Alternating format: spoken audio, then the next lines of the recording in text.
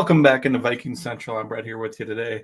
I'm going to talk a little bit about Wednesday's practice that the Vikings had. Going to go over some notes, and it kind of combines with the last couple of days of practice. There's kind of been a couple common themes so far. Shout out our sponsor, That's Badass Woodart. Use code VC15 over there. Check out their website, That's BadassWoodart.com, or you can find them anywhere on social media. Also want to shout out our Substack. You can see it scrolling across the bottom there, substack.com /Vikings Central. And I'm actually going to use our Substack today. This is a paid article, so you guys get to see it. It's just some notes, honestly, that I took from, I've talked to multiple people at practice, kind of what they're seeing, and just jot down everything I'm seeing as well.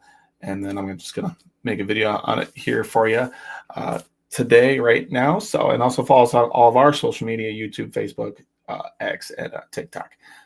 Just really appreciate the support. All right, let's get into this. Again, this is right off Substack here, just kind of pinpointing everything that we've seen. And mostly yesterday, there might be some stuff, again, that ties into the last couple days. But just starting off right at the top, full pads practice. Team ramped up intensity. They practiced in full pads on Wednesday. Tuesday, they had a lighter session and just in shells. Just not as much like full go, but on Wednesday they kind of just went right at it, and it sounds like there's a lot of live action. So it was good to see, and good for the players to get out there and get that aggressiveness and intensity. Theo Jackson had a late pick. Jackson snagged an interception off Sam Howell, and then Dallas Turner nearly recorded a sack, but honestly, if you could sack the quarterback, Dallas Turner would have another sack. And Tuesday, he would have had a sack on Howell as well. So just Dallas Turner showing out again, getting in the backfield, living in the backfield a little bit, coming off the edge. Really love to see it for your second-year player. Just making those strides. Another one, Christian Darrisaw at left tackle. Darrisaw handled left tackle duties with the starters in 11-11 drills. So this is his biggest step so far, coming off that ACL, MCL injury. Just back at live action. That's a huge sign that he'll be ready early in the season. I don't know if it's going to be week 1, but within those first 3 weeks, I think he's going to be back on the field starting. So just a really huge development there, and good to see CD back on the field. Essentially a full scrimmage. 4 interceptions by the defense. The defense secured 4 picks, 1 from each quarterback, highlighting obviously the playmaking that this defense has. They had 24 interceptions last year. But yeah, each of the quarterbacks, McCarthy, Howell, Rosemer, and Rippon, all threw interceptions.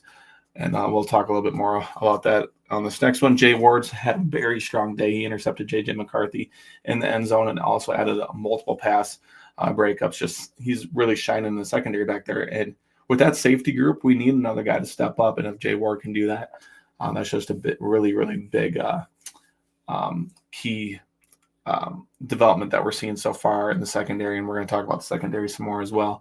But rest day for players was Tuesday. A lot of players returned. I think Harrison Smith was kind of the notable one. Josh Metellus. I'm trying to think of who else was kind of sitting out. I know there was a couple guys on defense, but whoever rested on Tuesday, they were back at it on Wednesday. Dwight McGlothern had another huge day. You can see the interception streak, picked off a pass for the third consecutive day. I also released a video about Dwight McGlothern here. I think that'll come out later today if you're reading this on Thursday morning. But picked a third consecutive day interception. Then he handed the ball to Justin Jefferson. Kind of had a nice little moment there. Hopefully Jefferson's back, and we'll talk about that a little bit more as well. Okudah gets first team reps. We've kind of been seeing that.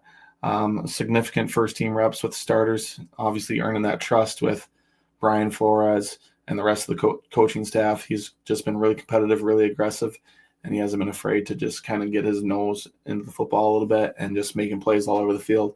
Again, if guys can step up in the secondary, it's really going to help, because the secondary has a lot of unknown players and not a lot of depth. But if we can have guys step up, it's going to help a lot.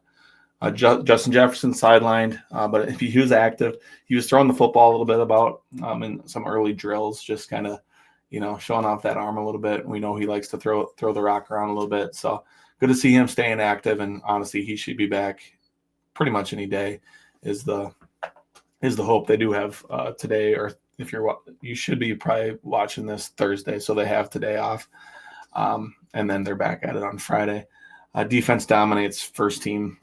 Again, this has kind of been the consistent pattern all week long.